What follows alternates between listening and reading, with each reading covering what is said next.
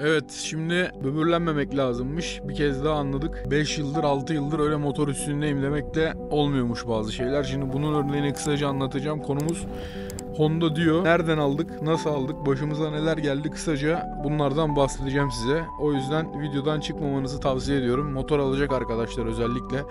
Bu videoyu kısa tutacağım zaten. Birçok bilgiyi almış olacaksınız. Birazcık tecrübe sahibi olmuş olacaksınız. Şimdi videoya geçelim. Şimdi motor Honda diyor. 2021 model. Şöyle göstereyim size. Şöyle bakın. Hatta şöyle bir çalıştıralım, sesini duyalım mı? Evet, şöyle kilometresini de göstereyim size. Ha gayret. Heh. Neyse ki çalıştı. Şimdi birazcık çalışsın. Sonra videoya ben devam edeceğim zaten.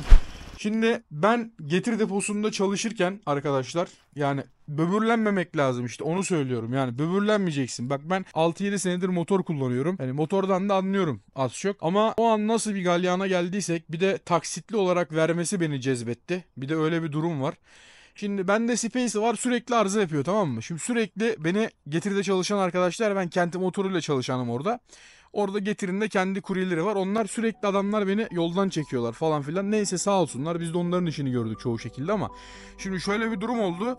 Ee, Bana dediler ki sen operasyonda sıkıntı yaşıyorsun. Hani çalışırken problem yaşıyorsun. Sende kilo da var. Space seni taşımıyor da. Gel biz işte Dio satıyoruz. Sana Dio satalım.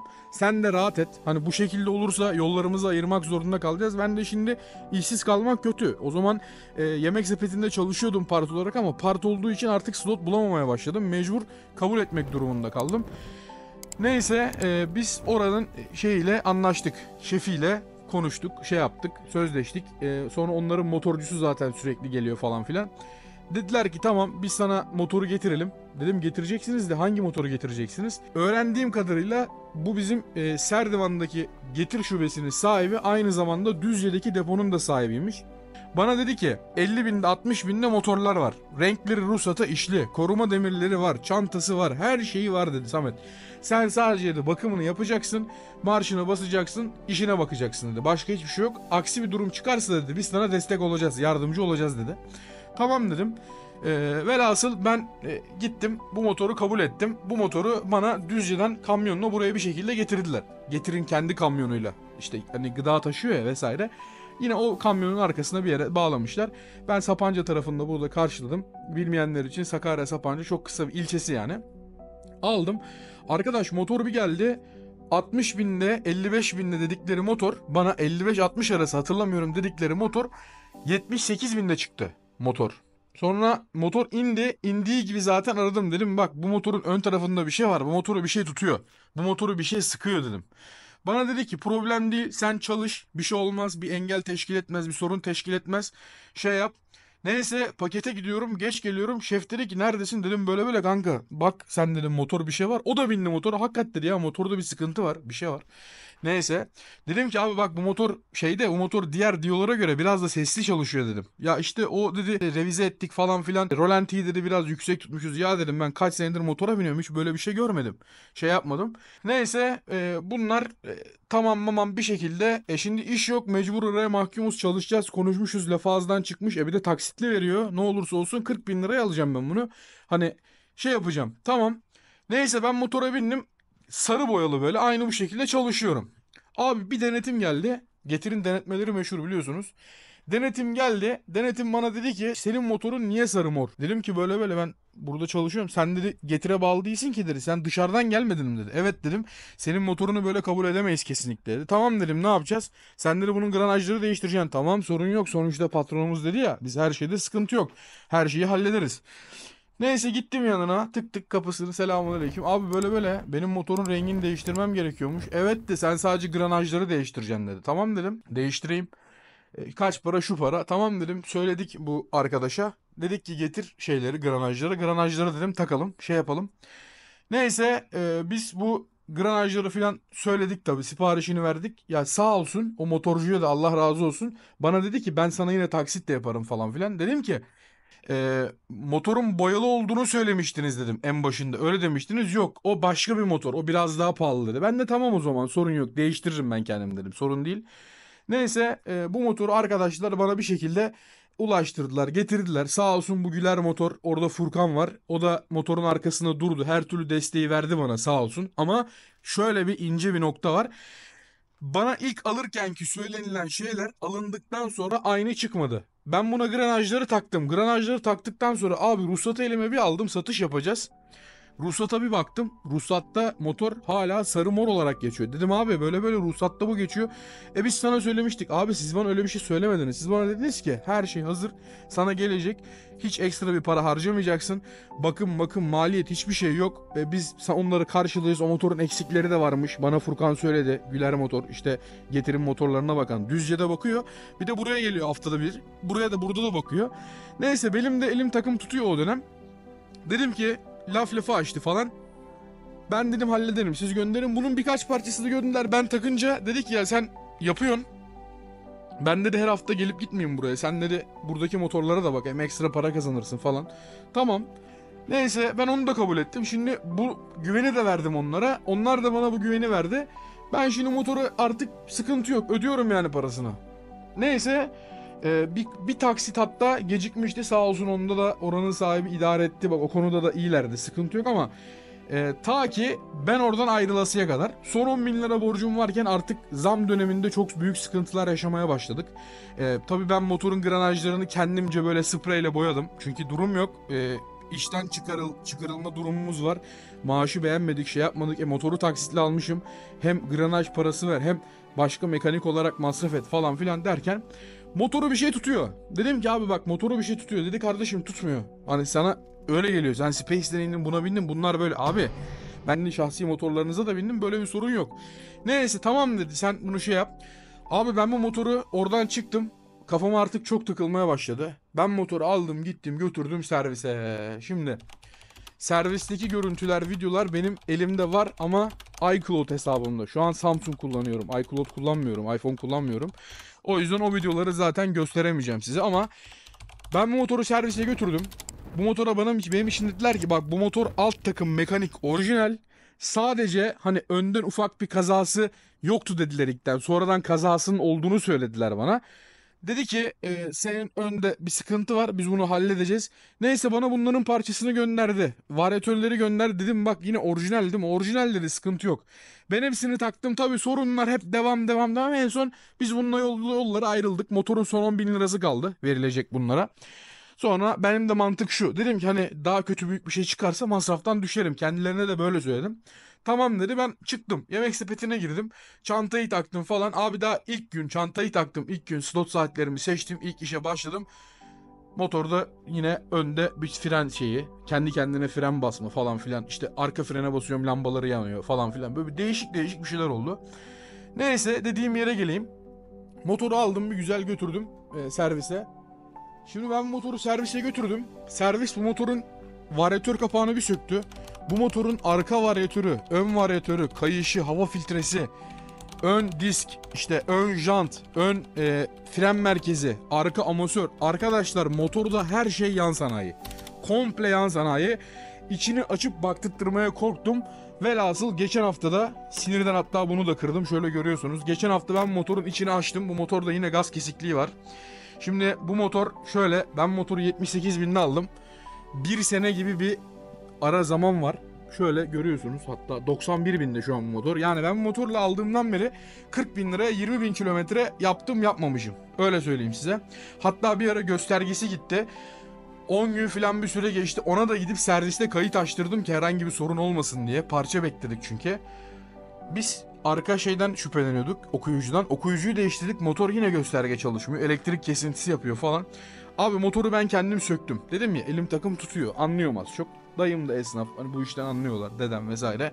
Söktük biz kendi imkanlarımızla, bir bakalım dedik yani. Çünkü her şeye para verirsen bu işte para kazanamazsın. Abi biz bir söktük. Tesisat çoğu yeri kopmuş. Şey yapmış.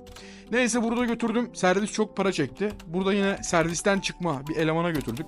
Seren abi sağ olsun. O motoru söktü. Dedi ki Samet böyle bak bu motor dedi yorgun. Bu motoru dedi sat. Dedim ki ben bu motoru böyle satamam. Çünkü bu motoru böyle satarsam benim çoluk çocuğum var. Yarın öbür gün ben de hakka girmiş olurum. Adam bunu alır. kazasız diyemezsin. Yani bu önden ufak bir kazası var. Tamam, ufak bir kazası var ama ben bunu onarmak zorundayım. Sen bunu onarırsın. Dersin ki kardeşim bu motor getiriden çıkma. Ben motora şunları yaptım. Motor şu an yürüyor. Herhangi bir sıkıntısı yok. Bu motoru al götür. Tamam der adam, böyle alır gider. Ama şimdi ben bunu böyle yapamadığım için ben bu Furkan'ı birkaç defa aradım. Dedim ki hani diyeceğim, bak motorda her şey yan sanayi. Motora hepsini yan sanayi takmışsınız. Kablolar, mablolar, bütün her şey. Telefonları açmadı. Sonra ben de vazgeçtim. Gittim bunu kiraladım. Bu motoru. Bu motora şu an günlük 300 lira para ödüyorum. Bu motor yani kapalı kutu, ne masraf çıkaracağı belli değil. Şu an gaz kesikliği yapıyor. Artık elektrik tesisatından bir problem var. Benzin pompası kronikmiş, onlardan bir problem var. Tam daha detaylı götürüp gösteremedim. Çünkü sıkıldım ve bıktım bununla uğraşmaktan. O yüzden şöyle bir karar aldım. Şimdi bu motoru komple sökeceğim. Direkt kendi orijinal Honda yetkili servisine götüreceğim. Diyeceğim ki elinize bir kağıt kalem alın. Bu motorda ne kadar yan sanayi parça varsa hepsini sökün, not edin. Yerine orijinallerini takın, faturasını kesin. Ben bunun ödemesini size yapacağım. Ben bu motoru sıfırlayacağım, komple revize edeceğim. Ya beni zarara uğratmayacak bir rakama, yine böyle beni izleyen arkadaşlardan birine hem hayır olur. Kendi de burada motorun ne olduğunu bilir, ne olduğunu görür. Satacağım, komple granajlarını sıfırlayacağım. Granajlar orijinalleri aşağı yukarı 15 bin liraya falan tutuyor. Ona o kadar parayı veremem belki. Granajlarını yan sanayi toplatırım. Ama yani şöyle söyleyeyim size, mekanik olarak, orijinal olarak toplatacağım. Bu sırada bu servis bunu ilk söktüğü zaman bütün hepsini yan sanayi gördüğünde ben bu motora arka jantını, ön jantını, ön diskini ve ön fren merkezini, arka amortisörünü, arka fren balatasını, ön arka varyatörünü ve kayışını orijinal olarak taktım. Yani şu anda sadece bu motorda sıkıntı, elektriksel bir problem var ve granajları kötü. Bu motora komple 5-6 bin liraya bir granaj giydirirsem artık hani 3-4 bin lira, 5 bin lira neyse, bu motora bir de elektrik tesisatına bakılırsa, artık beyinde mi bir sıkıntı var, pompada mı bir sıkıntı var veya başka bir yerinde bir şey mi var, bunları da yaptırırsam yani bu sorun teşkil edeceğini düşünmüyorum. Bunu o şekilde, hakkı neyse onu satacağım. Yani şunu demek istiyorum size. Benim başıma bunlar geldi Dio ile ilgili. O yüzden Dio alınır mı alınmaz mı? Şimdi Dio gerçekten alınır. Ama düşük kilometrede veya sıfır alacaksanız alın. Şimdi bakın, ben bu motor revize edeceğim. Bu aşağı yukarı 10 gün 15 gün sürecek. Motor kiraladım. Kiraladığım kişi artık diyor ki ben de çalışmaya başlayacağım. Hani motoru alayım, o da askere gidecek. O yüzden slotlarını vermiş. Yani aşağı yukarı bir 2-3 hafta dinlenecekmiş kardeşimiz. O yüzden giderken de Vanlı bunu memlekete götüreceğim abi dedi. Tamam dedim. Hatta bana dedi ki motor alacaksan bunu sana satayım. Ben de yine tabii tövbe ettiğim için bu motoru almıyorum. Niye almıyorum? Bu motorun mekaniği çok güzel. Arkadaş helal olsun, çok temiz bakmış, ama bu da PCX 2016 69 binde. Şimdi konu bu. Size tavsiyem arkadaşlar, 10 binin üzerinde, 10 bin kilometrenin üzerinde kesinlikle motosiklet almayın. İkinci el alıyorsanız ne olursa olsun, büyük motor alın, küçük motor alın, elektrikli alın, scooter alın, moped alın, her şeyi alın ama abi 5 bin 10 bin kilometre aralığında alın. Öteki türlü almayın. 100 bindeki motoru, yani şimdi bu motor 100 binde, bu motoru şöyle alın veya şuradaki motor 70 binde, bunların ikisini şöyle alın. Bu şu anda ilan fiyatı ne? Bu fiyatın, bu motorun en düşük ilan fiyatı ne? Atıyorum 40 bin lira. Ben bunu 60 bin liraya satarım. Nasıl satarım? Bu motorun belgeli, faturalı bir şekilde, resmi bir şekilde, insanları sahtecilik yapmadan, dolandırmadan bunları bir güzel revize ettiririm. Belgesi olur, garantisi olur. O şekilde istediğin paraya satarsın. Karşı tarafta sana güvenir. Çünkü ekmek yiyecek. Ekmek de yer yani. Sorun değil ama şimdi böyle bir motora ben kalkıp sadece bir granaj giydirsem 50 bin lira, 60 bin lira diyemem. Çünkü faturam yok elimde. Belgem yok. Şimdi bu adam bunu alacak. Bilmiyor. Hani ben bununla düşer miyim, kalır mıyım? İşte kazası var mı, belası var mı? Hangi parçası nasıl? Bu motor 100 binde, böyle bir korku oluşur içinde. O yüzden korku oluşmaması için bunu gideceksin, revize ettireceksin. Bunu gideceksin, revize ettireceksin. O şekilde hakkı neyse ona satacaksın. Veyahut şöyle yapacaksın. İlan fiyatı ne? Atıyorum bu motorun şu an 70 bin lira, 75 bin lira. Bir kere şunu diyeceksin. Kardeşim benim motorum 70 binde. Ön arka varyatör, arka balata, filtre, yağı, arka amortisör, ön amortisör, yağı. İşte hani incik boncuk şeylerin fiyatını düşeceksin. Hadi bir de silindir pistonun fiyatını düşeceksin. Silindir çok dediğiniz çok pahalı bir şey değil. 5.000 lira 6.000 lira. Yani bu modeldeki bir motora kalkıp da orijinal takmazsın. Öyle söyleyeyim size. Yan sanayi bile götürür. Çünkü 125'lik. Ama bu 110'luk olduğu için zaten normalde ağır gidiyor, yavaş gidiyor. Kronikleri de var. O yüzden bu kaldırmaz. Bunu orijinal takacaksın. Bu şekilde fiyatını düşeceksin, vereceksin. Şimdi bu motorda da aynı şekilde bu motorda da yapmanız gereken iki şey var.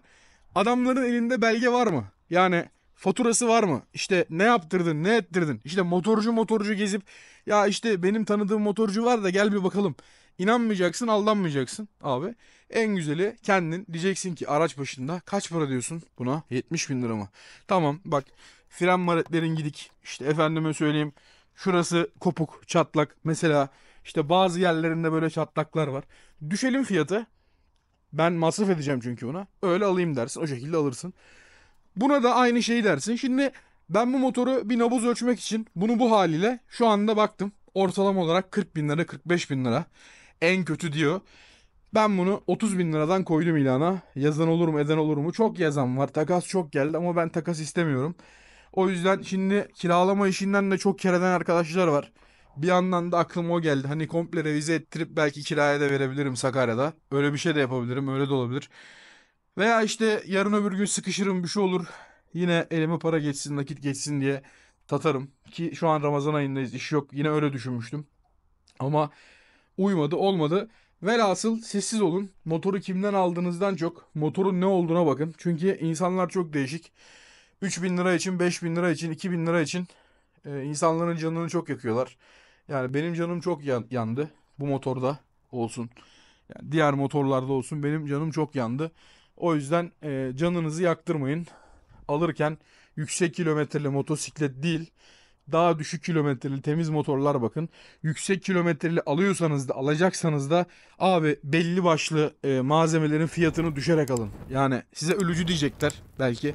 Ya sen ölücüsün diyecekler falan filan diyecekler ama desinler sen bu motoru da hemfikirsen alacaksan diyelim 30 bin liraysa diyeceksin ki şu masrafı var 10 bin lira düş öyle alayım. Öyle al. Sen de kandırılma, karşı taraf da memnun olsun. Hani ya işte acaba başına bir şey gelir mi? İşte acaba hakka girmiş miyim falan filan gibi düşünmesin. O yüzden en hayırlısı bunu böyle bu şekilde bir granaj giydireceğim. Eksik yine parçaları orijinal olarak takacağım. O şekilde ilana koyup satacağım. Bu da arkadaş zaten yakın zamanda askere gidiyormuş. Artık ne yaparsa kendisi yapar. O bana teklif etti aslında alır mısın diye ama ben yine tövbe ettiğim için almıyorum. Şimdi bunu vereceğim ama verilmesini beklemiyorum. Çünkü uzun da sürebilir. Çünkü servis 15-20 günden bahsediyor sürer diye. Hani ya belki parçalarını alıp yakın bir motorcuma toplatabilirim. Öyle bir şey de yapabilirim ama yine serviste olması daha iyi. Çünkü insana daha iyi güven veriyor ve garantisi oluyor. O yüzden bu motor aklınızın bir köşesinde kalsın. Yani ben mutlaka satacak olduğum zaman ya Instagram'dan ya da yine YouTube'dan haberini veririm. Şimdi bunu hallettik. Şimdi kendime ne aldım onu da söylemeyeyim. O da sürpriz olsun. Yine o da sıfır bir motor aldım inşallah. Bakalım ondan da memnun oluruz. Yine piyasada bilinen bir motor. Japon değil.